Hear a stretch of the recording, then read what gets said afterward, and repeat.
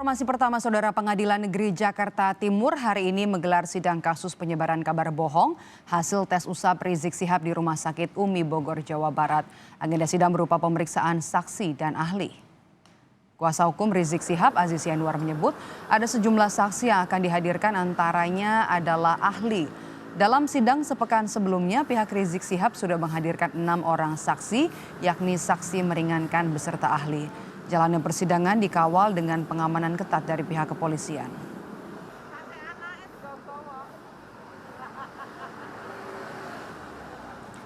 Laporan langsungnya akan disampaikan oleh jurnalis Kompas TV, Dian Silitonga, terkait dengan jalannya sidang kasus penyebaran kabar bohong hasil tes usap Rizik Syihab di Rumah Sakit Umi Bogor. Dian, siapa saja ahli dan juga saksi yang dihadirkan dan apa keterangan yang ingin digali oleh pihak kuasa hukum dari ahli dan juga saksi yang dihadirkan hari ini? Ya, Maidop, disampaikan tadi oleh tim kuasa hukum Aziz Yanuar akan ada 6 saksi yang dihadirkan dalam persidangan Rizik Syihab hari ini terkait dengan kasus penyebaran kabar bohong terkait hasil swab dari mantan pimpinan Front Pembela Islam Rizik Syihab. 6 saksi diantaranya adalah ahli bahasa. Ini tadi dihadirkan adalah Dr. Frans Assisi, kemudian juga ada ahli tata negara Refli Harun, tadi sudah hadir kami lihat. Kemudian ahli hukum pidana, ini adalah guru besar hukum pidana Universitas Islam Indonesia Prof. Muzakir. Kemudian juga ada epidemiologi Dr. Tonang, dan kemudian juga ada Direktur HRS Center Abdul Khoir Ramadan. Ada 6 tadi yang disampaikan oleh tim kuasa hukum, saksi yang akan dihadirkan, tapi tadi di ruang persidangan kami pantau secara virtual baru ada 5 saksi yang kemudian dihadirkan, Maidop.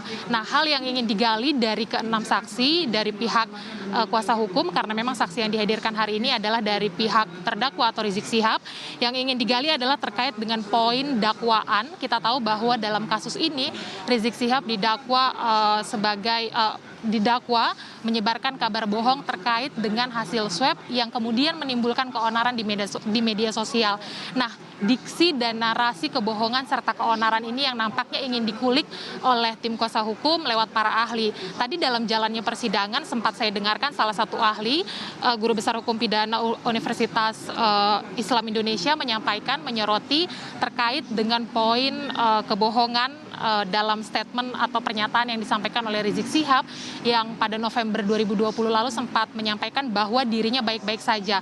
Nah, itu dianggap pernyataan Rizik Syihab sebagai pernyataan yang begini, Maidop, sederhananya ahli menyampaikan bahwa jika seseorang menyampaikan sesuatu yang tidak dia ketahui, itu tidak bisa dikategorikan sebagai sebuah kebohongan, tetapi sebagai kekeliruan saja. Kemudian terkait dengan diksi keonaran, ini juga disampaikan oleh ahli tadi bahwa efek atau akibat yang disebabkan oleh pernyataan Rizik Syihab tersebut tidak bisa dikategorikan sebagai keonaran, karena makna keonaran ini diartikan sebagai peristiwa besar seperti peristiwa Mei 98 yang lalu begitu. Jadi memang maknanya sangat tinggi.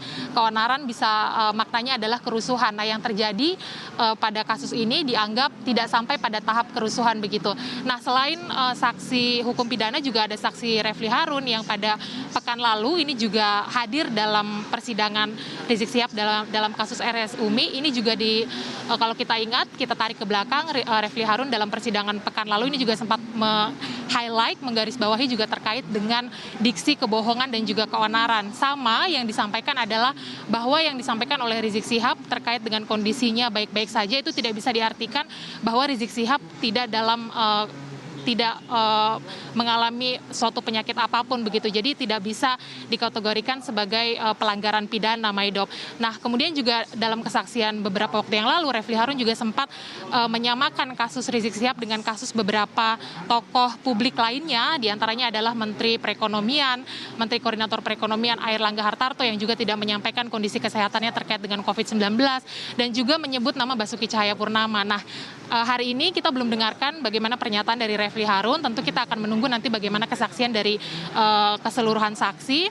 tentu kita harus menunggu dan kemarin juga Refli Harun sempat menggarisbawahi hukuman atau ancaman pidana terhadap Rizik Syihab dalam kasus RS Umi dengan ancaman pidana 10 tahun dianggap keterlaluan.